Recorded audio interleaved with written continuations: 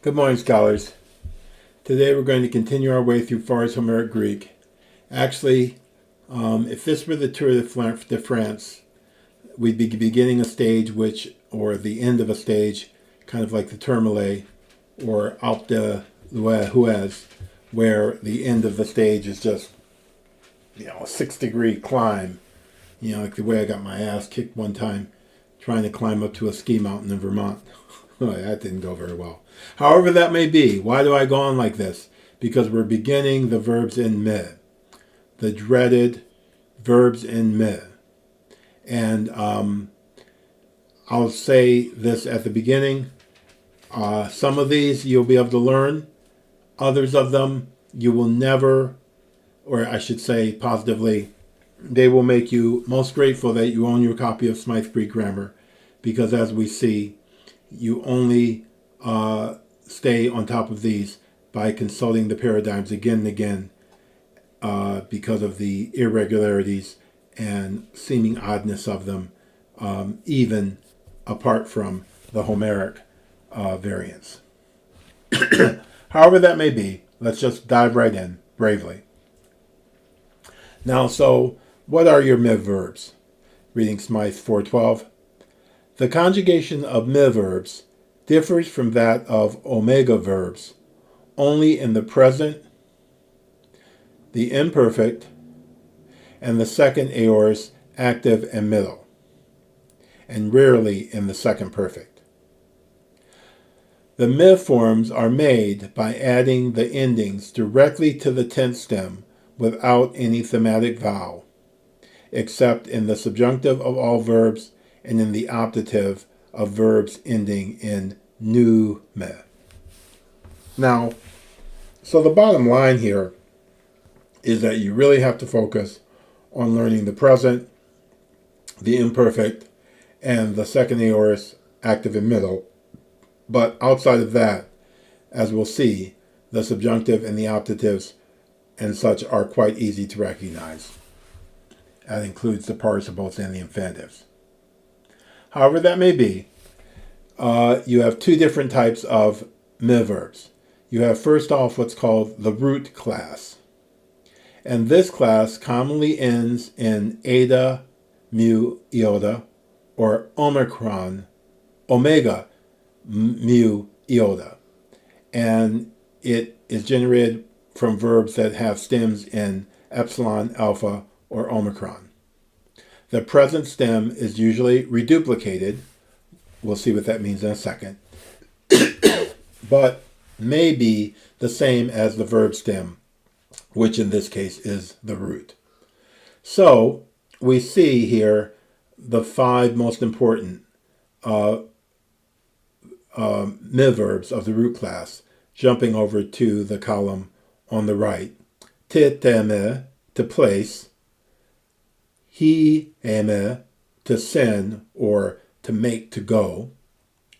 ṋήστημι, to set or cause to stand, like he, set that vase over there. And then δίδωμι, to give, and ཌήμι, say. And you see that, looking now to the left, that in each of these cases, the verb stem contains both a short and a long form of the vowel in question. Te, he, sta, stay, do, pa, pe. But in most of these cases, the present stem is what is reduplicated. That means that sound at the beginning is repeated. And we'll go into that in a second. So we see at Smythe 7:26, you have these things that are called reduplicated presents. And so he gives these examples. This rare form of deo, to bind, dideme, which we've actually seen in one of the passages we've looked at in an earlier lecture. But then didome, which has the 2 stems, one with omicron, one with omega.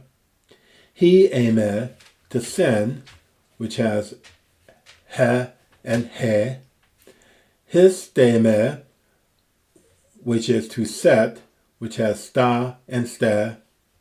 Kikreme, which has kra and kre, lind. Oneeme, which has a, ona, and one, benefit.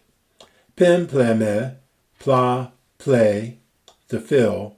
And pimpreme, to burn, pra, pray. And tithime, place, which is te. And so in each of these cases, you see that you have this thing that's very close to the reduplication that we saw in the perfects. But instead of there being a reduplication with an epsilon, it has the iota, dideme, didome, etc. But our main ones are the ones that I have below. Didome, and from the index of verbs for Smythe, we have the principal parts, future, do, so, the first aorist, edoka, the first perfect, dedoka, the perfect middle, dedomai, the aorist passive, edotein, and then other forms. And then you have tithime, which is to place or put. Deso is our future. Eteka is our first aorist. Teteka is our perfect. Tetemai is our middle perfect. And etetein is our aorist passive. I was placed, I was put. And then we have ৰীষ্টημι, which actually is reduplicated from, and it's ৰীষ্টημι, but that sigma disappears and turns into an aspiration. So you have ৰীষ্টημι, and so ৰীষ্টημι, then future steso, then estesa, to set, cause to stand, and then that's the first aorist. And then you have the second aorist, estein, which means stood, and I'll devote a video to the subtle differences between the first and second aorist and such of ৰীষ্টημι, which is a very complex verb. Hesteka, which is your first perfect, to stand, from actually equals sesteka, the reduplicated form, but that, again, the sigma disappears into an aspiration, the H sound. And then the pluperfect, hesteke, stood, and the second perfect, hestaton, stand, and the second perfect middle, hestamai, which is rare. But then finally, you have, I have to say, the horror of horrors, which means to send or make to go. And again, you have the sigma, these sigmas that just have disappeared after they've been reduplicated, because this comes from ﷺ, if you're looking at it from a historical linguistic perspective. But ཌημι, with the future heso, first aorist heka, first perfect heka, perfect middle hemai, and the aorist passive hestein, and then the other forms. I might as well give you guys a look at my hound dog, who you guys have heard rustling around. There he is. That's Beauregard, the Basset Hound. He's my buddy. He doesn't know Greek very well, but every once in a while he helps me out with Latin. Anyways, so the thing that really you have to be aware of with these mid-verbs is that they show this gradation of stem in their conjugation. So verbs of this root class show in the stem vowel a variation between strong and weak grades in the present and imperfect indicative active. The forms of the singular have the strong grade, and then the dual and plural have the weak grade. Okay, the optative active and most middle forms have the weak grade. So we're going to see this, that the eta will be found in the plural and the dual, and in the singular you're going to have the alpha, the weak form, or the epsilon, the weak form. And then in dίδωμι, you're going to have omega in the plural, in the singular forms, and then omicron, the weak form, in dίδωμι.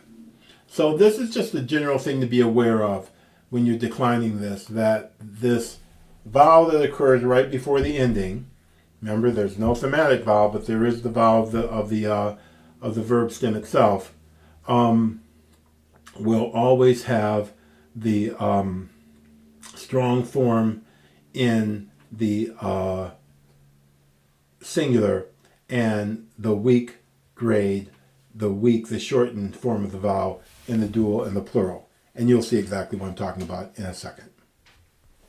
Okay, so let's look at this in our three main verbs, τίθημι, ἵστημι, and δίδωμι.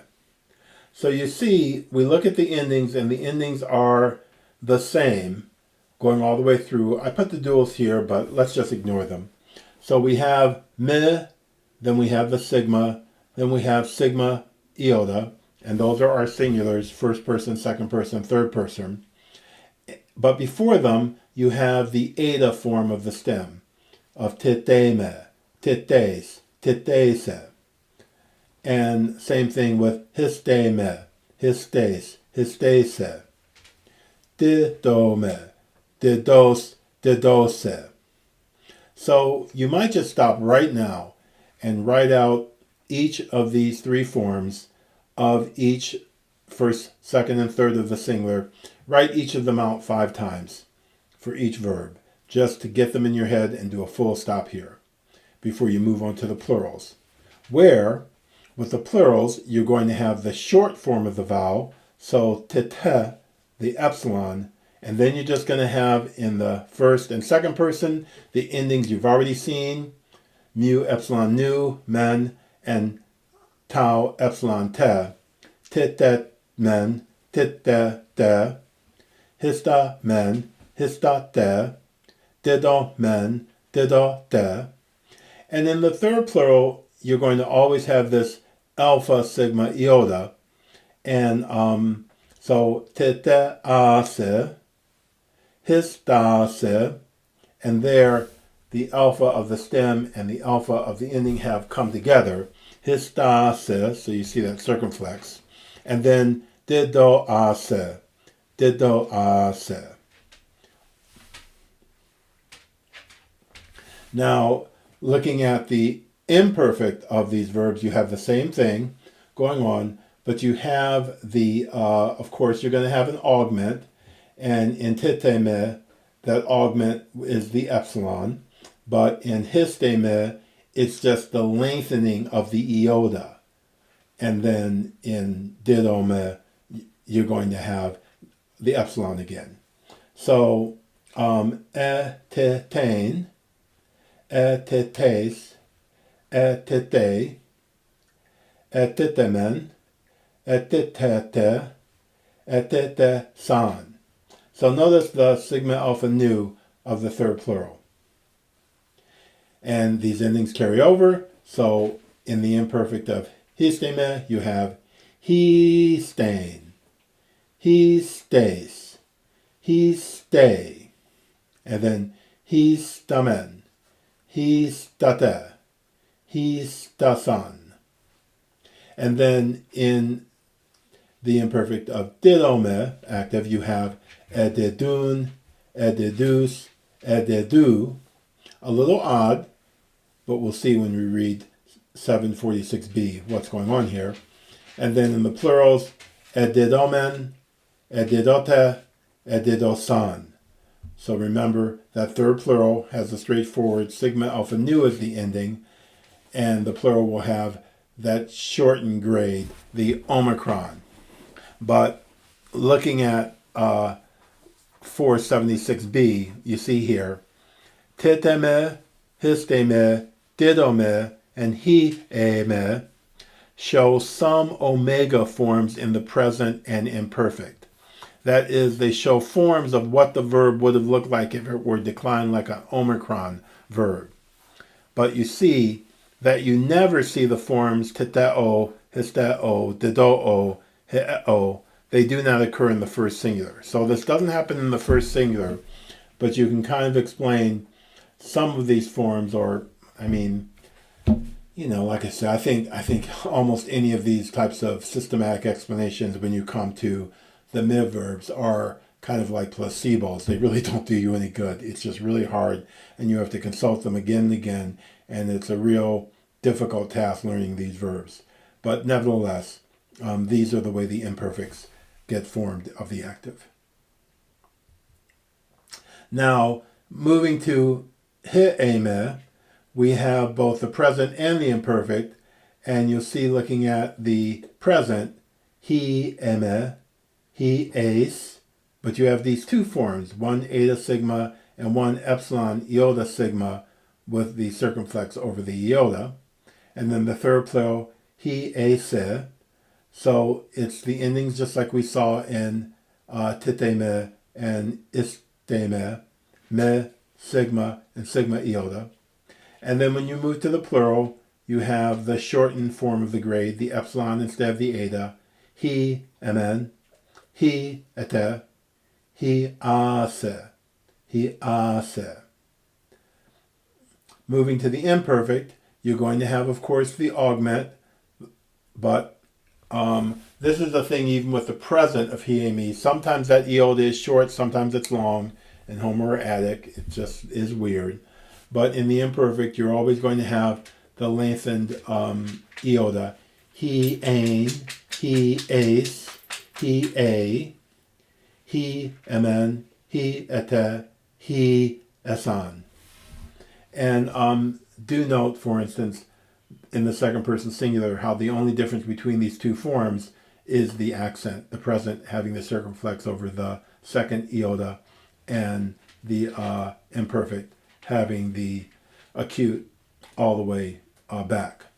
Now, ཌήημι is an important verb because it gets combined with a lot of prepositional prefixes to mean very different things. I'll just say that now, I'll go into it later, but it's a very important verb because of its so many different meanings you get out of it by just putting the various prepositional prefixes in front of it. Now, of course, we haven't dealt with prepositions yet, but you will see. Okay? Now, finally, we're looking at ཌήημι, to speak or say.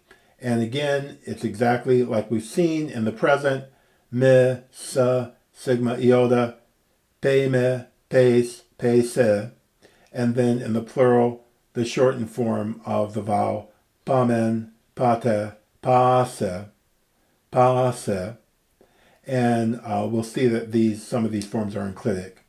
But then when you go to the imperfect, you have, of course, the augment, and then the long form of the vowel grade in the singular, epein, epesta, or epes. You have these alternative sigma, theta, alpha, or just sigma of the second person singular, and you'll get used to that because it occurs in several of these mid verbs. And then the third singular, epe, epe. But then the plural, you have the short form again, alpha, alpha, alpha, alpha, epamen, epate, epasan.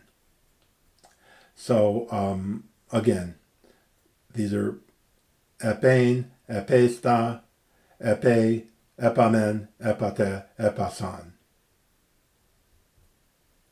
Now that gets us through the root class of in the present and imperfect, but you also have what's called the ṋήημι class. And this class adds new upsilon or new long upsilon after a vowel. You have doubling of the new to the verb stem. And in the subjunctive and optative regularly, and sometimes in the indicative, verbs in ṋήημι are inflected like verbs in omega. So you will see that it's kind of like the verb can go either way.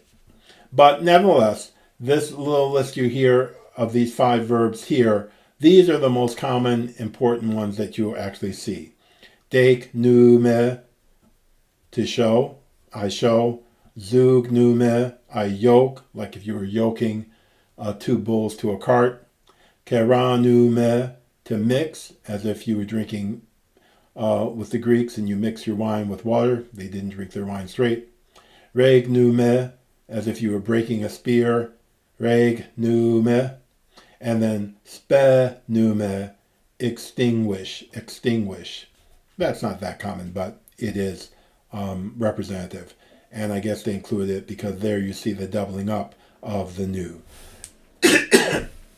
Now, if you consult Smythe section 728 to 737, you'll see a lot of additional details about this nüüμι class if you're interested.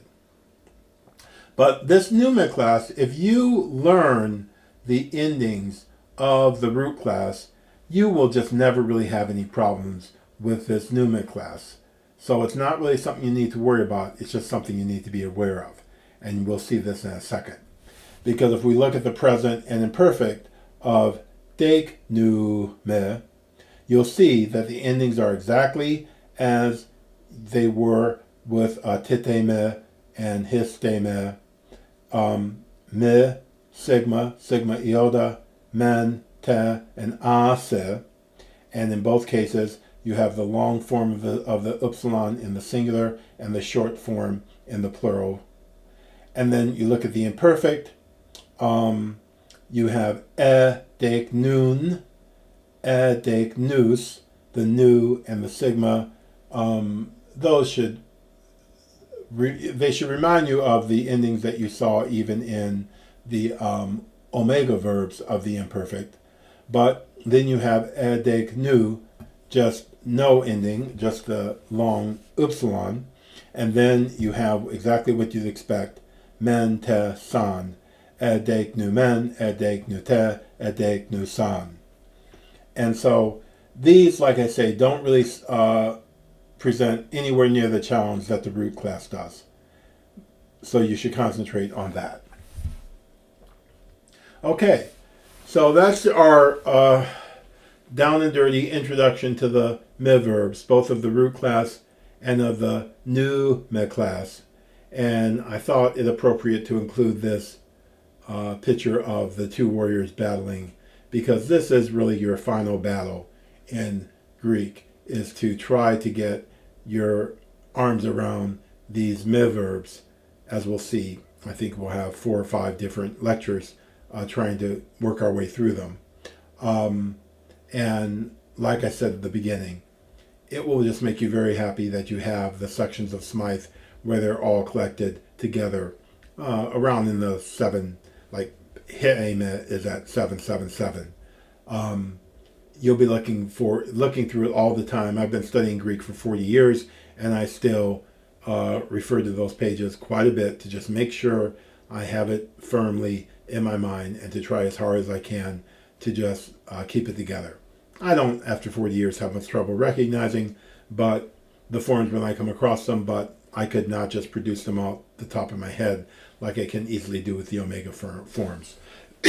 So this is really the last bit, like I say, like climbing that last bit of a 100 and 200 kilometer stage of the Tour de France, where the last 10 kilometers are a 6% grade or something.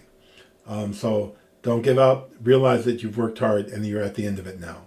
Okay, see you again soon, and have a great day.